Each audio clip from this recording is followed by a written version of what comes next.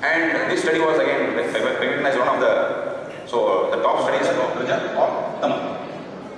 So Tamal is similar design. So again, so like Gaurapati, we can't go on giving a single pen. So we have this kind of protocol in the field of IBS.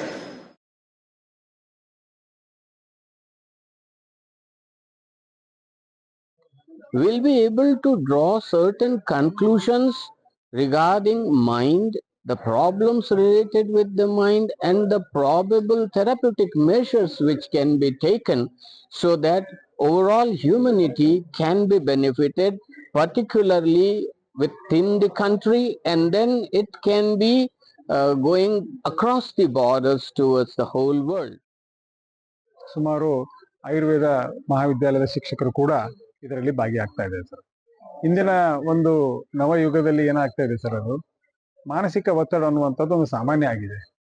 ಇದರದ್ದು ಒಂದು ಜ್ಞಾನ ಮತ್ತು ಅದರ ಆಳ ಅರಿವುಗಳ ಬಗ್ಗೆ ಹೆಚ್ಚಿನ ಚಿಂತನೆ ಇವತ್ತಿನ ಒಂದು ಅಗತ್ಯ ಆಗಿದೆ ಸರ್. ಸೊ ಈ ಹಿನ್ನೆಲೆಯಲ್ಲಿ ನಮ್ಮ ಆಯುರ್ವೇದ ಮಹಾವಿದ್ಯಾಲಯದಿಂದ ಈ ಒಂದು ಕಾರ್ಯಕ್ರಮ, ಒಂದು ಕಾನ್ಫರೆನ್ಸ್, ರಾಷ್ಟ್ರ ಮಟ್ಟದ ಒಂದು ಕಾನ್ಫರೆನ್ಸ್ ನಾವು ಹಮ್ಮಿಕೊಂಡಿದ್ದೇವೆ. ಅರ್ಥ ಮಾಡ್ಕೋಬೇಕಂದ್ರೆ ಈಗಿನ ಸೈಂಟಿಫಿಕ್ ಸೊಸೈಟಿಯಲ್ಲಿ ಮಾನಸಿಕ ಒತ್ತಡ, ಮಾನಸಿಕ ಆತಂಕ ಆಗೋದು ಮೆದುಳಲ್ಲಿ ಆಗುವ ರಾಸಾಯನಿಕ ಅಸಮತೋಲನಗಳಿಂದ ಆಗುವಂತ ಸಮಸ್ಯೆ. ಅದರಿಂದಾಗಿ ಮಾನಸಿಕ ಒತ್ತಡ ಆಯ್ತು, ಮಾನಸಿಕ ಖಿನ್ನತೆ ಆಗುವ ಲಕ್ಷಣಗಳು ಜಾಸ್ತಿ ಇರುತ್ತೆ. ಸೊ ನೀವು ದೈಹಿಕ ಆರೋಗ್ಯ ಎಷ್ಟು ಮುಖ್ಯನೋ ಅಷ್ಟೇ ಮಾನಸಿಕ ಆರೋಗ್ಯ ಕೂಡ ಅಷ್ಟೇ ಮುಖ್ಯ.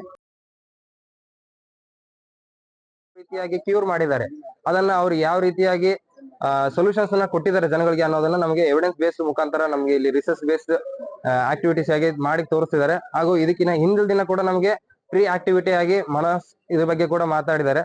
ಅದು ಕೂಡ ನಮಗೆ ಬಹಳ ಒಳ್ಳೆಯ ರೀತಿಯಾಗಿ ಹೆಲ್ಪ್ ಆಗಿದೆ. Because we will be suffering and going through many of the stresses in our academic life and also in our personal life. In this conference, it mainly focuses on providing some information for the students about how to relieve their stress and how they can manage in their academic life.